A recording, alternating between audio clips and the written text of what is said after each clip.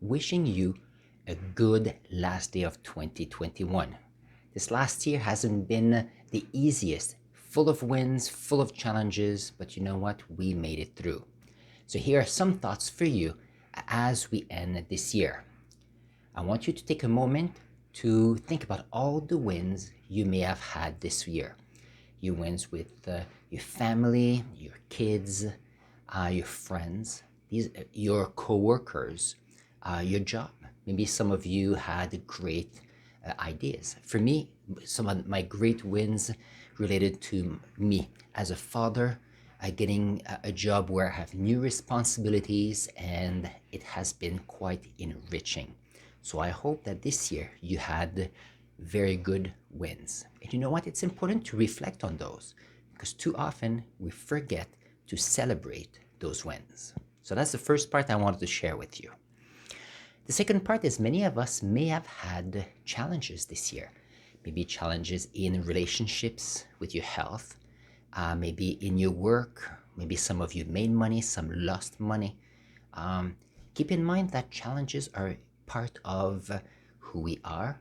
No, part of life, and that's what makes you who you are. I was listening a radio show, and the interviewer was asking to the interviewee, so tell me, if you could see yourself at 10 years old, what would you tell yourself? And I was thinking, if I was to be able to talk to myself at 10, I think what I would say is to them is that to remember that my parents loved me, and many of you, some situations may be tricky, but for the most part, we always want to think that our parents loved us, and too often we forget. We forget because either we are stuck in a situation, we don't see the big picture, but as we grow up, we realize that it's something that is important. And I would say that has been something to keep in mind.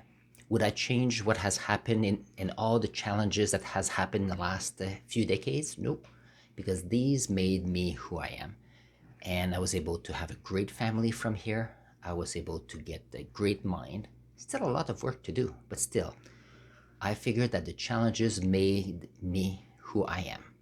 So as you reflect about this year to 2021, make a list of those challenges you went through and try to tell yourself, okay, what did I learn from them that makes me a better person? Sometimes some of those things made you upset, and I do understand. Many events made me upset as well this year. But if you try to think about the lessons learned, you'll notice that these events lose their negative aspects, and then you can see some positive in what has happened, regardless how difficult it is or it was.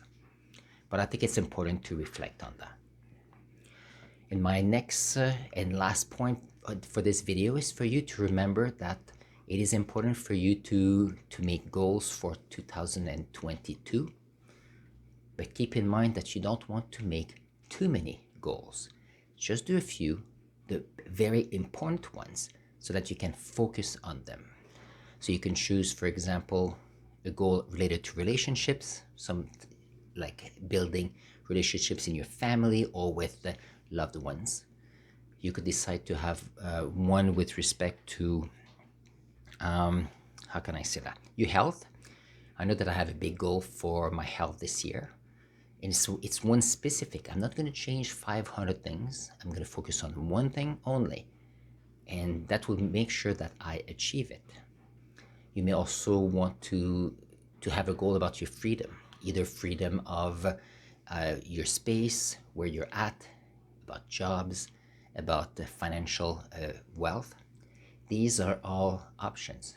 But try to make a few goals.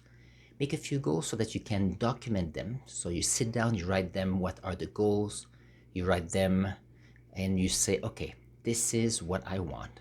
This is where I would like to be, and give it a date where you can have some ideas of when you want to achieve these.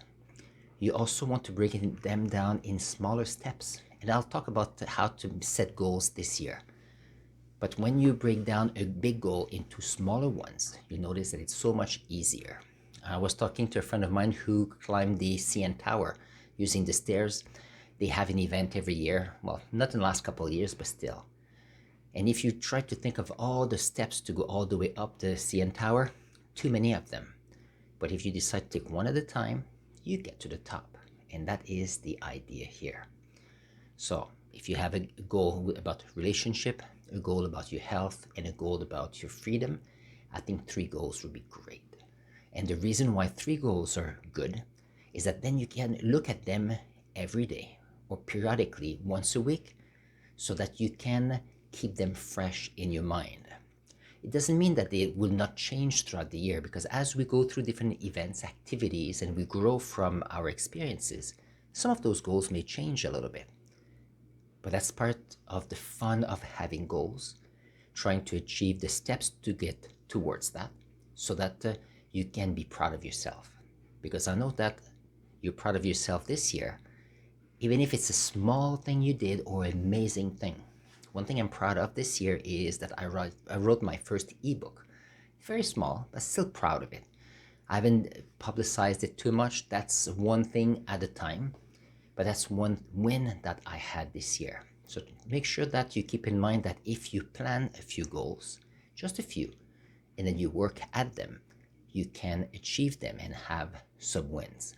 It doesn't mean that you won't have any challenges this year, but knowing that you have some wins, you have a vision where you want to go, what will happen is some of those challenges will blend in with all the great things you're going to do while you're trying to achieve your goals. And that's how I think is a great way to finish a year, reflecting on what you've done and the potential for next year. So on this, enjoy your last day of 2021, December 31st, 2021. We have the new year starting in a few hours. I believe in you. And don't forget, we have on this channel different ways of thinking. We bring ideas so that you can achieve your goals as well. On this, enjoy the evening and Happy New Year's in a few hours. Take care.